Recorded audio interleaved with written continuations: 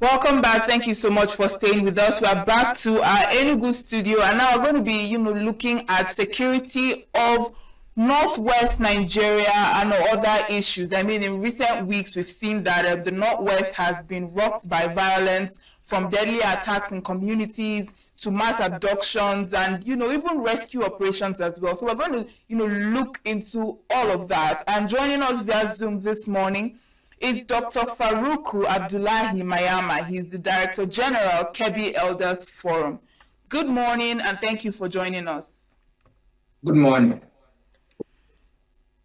All right, now let's look at in the past weeks we've seen that in the Northwest there have been renewed attacks, from the attack on the worshippers in Katsina to the mass abductions in Zamfara and all of that. So I would like to know, in your opinion, what do you think about the current state of security in the Northwest, and why does that region remain, so vulnerable after all this time? Well, you see, the fundamental problems are multifarious. It affects so many aspects. Number one is the aspects of general insecurity worldwide, which led to so many deployment of these light weapons that get into the wrong hands. That is number one. Number two, idleness. They say an idle mind is the devil's alternative. People are not getting jobs. There is little or no industries around in the Northwest that employ people. So most of these root causes are as a result of unemployment. And the most important thing is to, get people employed, get people jobs, no matter the type of jobs. We need to establish more and more industries. We need to establish more and more opportunities for the youth to have jobs, gainful employment, like what happens in Kebbi State. So far, the present administration in Kebbi State employed more than 5,000 workers within the past 2 years. And, with this sort of type of situations, if we are getting people employed, the risk of them getting involved into this sort of criminalities will be less and less. Yeah, exactly. I agree with you as well. But narrowing it down to the Northwest, I mean, like you said, the security situation is it affects all of Nigeria. But the Northwest, the security situation in the Northwest seems to be a bit more pronounced, as opposed to other regions in the country. And that is why I asked why that area seems to be so plagued with so much violence after all these years, like year in and year out. There seems to be continuous attacks and violence in that area. So that's why I'm asking, why is that? Why do you think that region is so affected? The security situation in the north generally started to deteriorate in the northeast with the situation of Boko Harams. So some remnants of Boko Harams might have migrated to the northwest, and with the issue of Lakurawa, which associated themselves with the issue of religion, and then the issue of banditry. And the banditry, emanated as a result of restive youth that have no employment, are easily prey to be recruited by the bandits and these remnants of Boko Haram. And as a result of our porous borders that we have, even my own state have at least 2 international borders with Niger Republic, with Benin Republic. So accessibility of these foreigners to our villages and forests is much easier than those states that are in the middle part of the country. And with the youth, with very little to do, some of them graduated from universities, some from tertiary institutions, and some even just from secondary schools, and some are just there without any religious or even Western education, and with little to do. So they could be easily recruited by these bandits. And to fight banditry is much more difficult than to fight conventional wars, because they are within yourselves, they are among yourselves, the informers are there, the criminals are there, and that is the situation. All right. Now, also, communities are still, they are still reeling from the effect and the wave of kidnappings that have occurred recently. Students are too scared to return to their classrooms. Families are worried as well. And this adoption for ransom issue seems to thrive there as well. So I'd like to know, in your opinion, what would you say are the approaches that are needed to, dismantle, whatever networks are behind this issue of kidnapping in the area? Well, the most important issue is to enhance security. Enhance security so that you deploy security agents to guard our porous borders. That is number one. Number two, you also deploy security to embark on massive operations across the Northwest. Because if you start, security operations on state-by-state basis, it is going to cause, allow them to move from one state to the other. But the most important thing, as I used to say, is to deploy security agents across the Northwest as a whole simultaneously. Because without simultaneous operation, then it will be very difficult to check the menace of this armed banditry. But once you have this simultaneous operation in all the western states of the country simultaneously, you will be able to, control their movement so that you can nip them in the bud. But without this simultaneous operation, then you will start to operate in one state while they move to the other state. Because these forests are linked right from Chad Republic to northeastern part of the country, to the middle belt, to the northwest, and even to the south part of the country. So they use the forest. And once they are using the forest, the accessibility to check them without simultaneous operation will be much more difficult. And apart from this simultaneous security operation, there is also a need for massive employment to, give youth the opportunity to have gainful employment. And you cannot do that with government employment alone. I believe some of the states in the Northwest are trying their best to recruit people, like what is happening in Kebbi State under the present leadership. Then there is also need to establish industries, because without, industries, there will be no room for, creation of gainful employment. And it is very important for, governments in the Northwest and in fact in the whole country to establish industries that can recruit people, that can recruit youth that, are graduating from various institutions of higher learning, and even create menial jobs for others that have not been opportunity to go to school. Apart from that one, you should also empower traditional rulers. Traditional rulers, are living within the community, like what the Oni or Ife once said. All the top, parliamentarians, the senators, the House, others, are not staying in their domain. Top government officials are not staying in their domain, but the traditional rulers are in their own domain. They don't go anywhere. They will live within their own communities. So unless you empower them to be able to, report what is happening across their own communities, to be able to, source and get, intelligence information, they cannot, help much with the issue of security. You also need to provide them with also the local security that, can help to, check the situation as it arises. Because before you deploy those that are living within the state capitals, whatever can happen might have happened.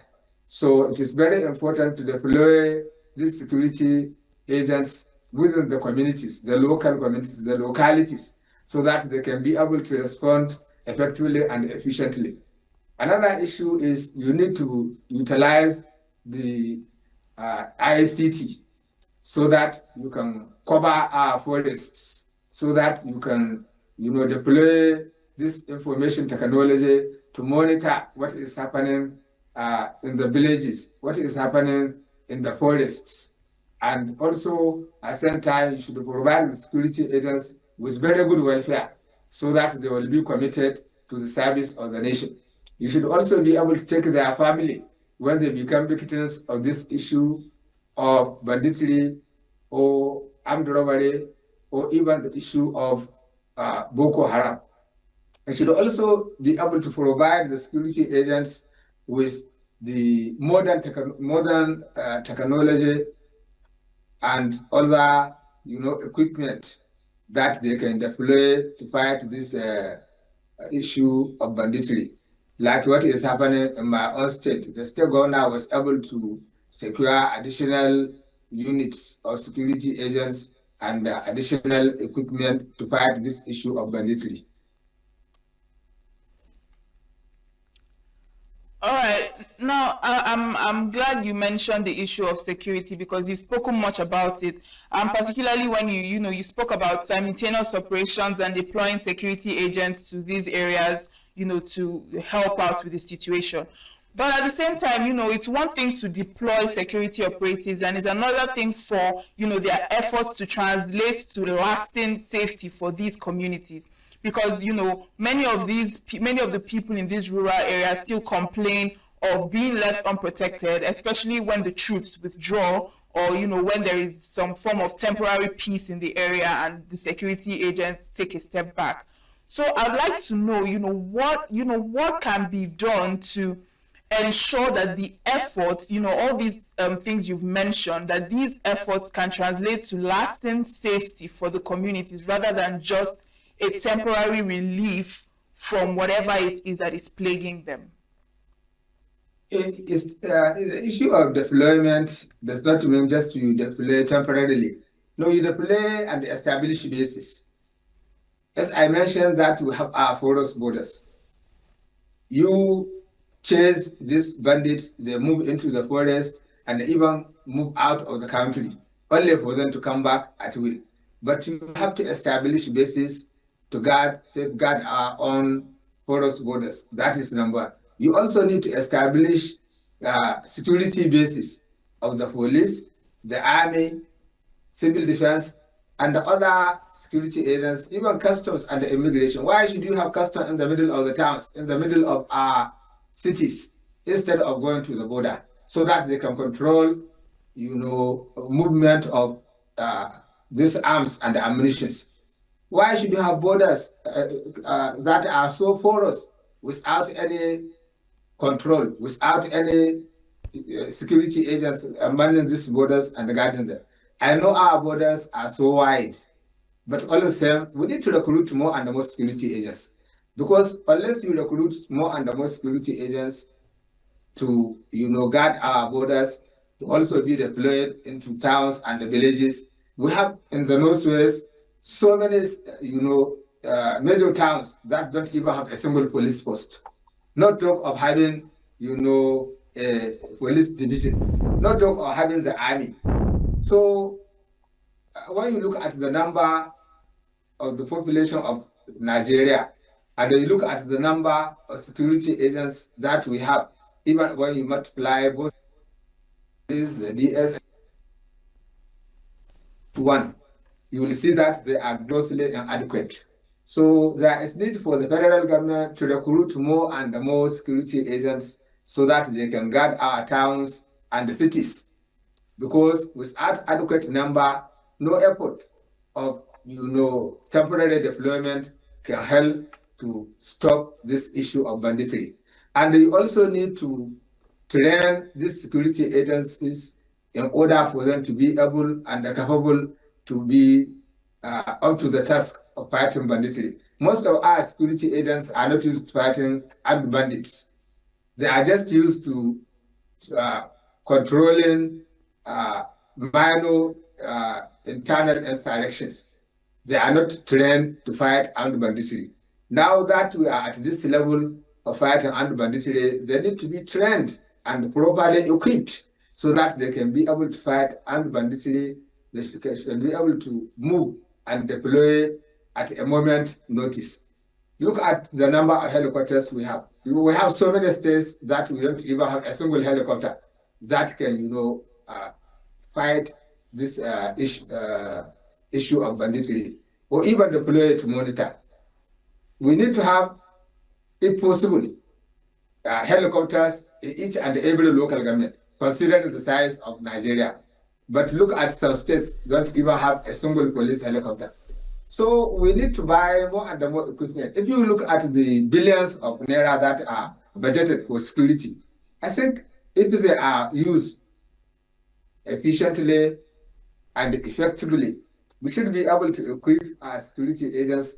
We should be able to recruit more and more security agents so that we can fight this issue of armed banditry. We should also be able to train them. We should also be able to train the community or our own communities so that they should be alive to their responsibilities, because security is everybody's business. Unless you train people and sensitize them and mobilize them, understand and report cases of informants, cases of armed banditry, then it will be very difficult to fight this issue of bandits and armed banditry. All right, I said earlier that these cases of violence and banditry in the Northwest is often linked to farmer-herder clashes. And so I'd like to know, how significant would you say that these clashes are when it comes to fueling insecurity in the area? So the problem is this is season, but if you can hear me, I can continue now. I can hear you perfectly. Please continue. Okay. The issue of herders-farmers conflict is a kind of situation that is now happening in a very few places, more especially in places where, religious and ethnic sentiments are introduced, like in the case of Benue, in the case of Plateau State. In the far north now, like in some parts of Sokoto, Kebbi, Zamfara, the issue of herders-farmers conflict is now becoming a thing of the past. It's, very few cases of farmers-herders conflict is happening now because it has been overtaken by the issue of this armed banditry. They don't even allow, in some places, these bandits don't even allow people to go to their farms. So it is the issue of banditry that is now the issue of the problem. But in some parts of the north, like in Benue, in Plateau, and even some part of Niger State, we have these cases of farmers-herders conflict that has been, made more and more difficult with the issue of this ethno-religious sentiment that were being introduced. People that have been in a place for donkey years, when you want to chase them away, you will find it very difficult because they will resist, because they have already established themselves, they have already become part of the community, they have already become part of the place. So if you decide to just wake up and chase them away, then you are going to have trouble in your hands. And that is why the situation in Plateau and the Benue and even some parts of Niger State is becoming more and more the issue of conflict between farmers and the herders. Because for a farmer, once you try to destroy his crops, then you are going to have problem. The same thing with a cattle rearer. When you want destroy his cows, then you also have trouble. All right, it seems that Dr. Mayama's network is really not friendly today, but we've actually reached our time limit for our conversation of the day. And yes, still on the security of the Northwest Nigeria and other issues. Well, thank you so much for staying with us and for joining us all through from our newspaper headlines up till this moment. I am Uchenna Chimdi Oluoha. Good morning.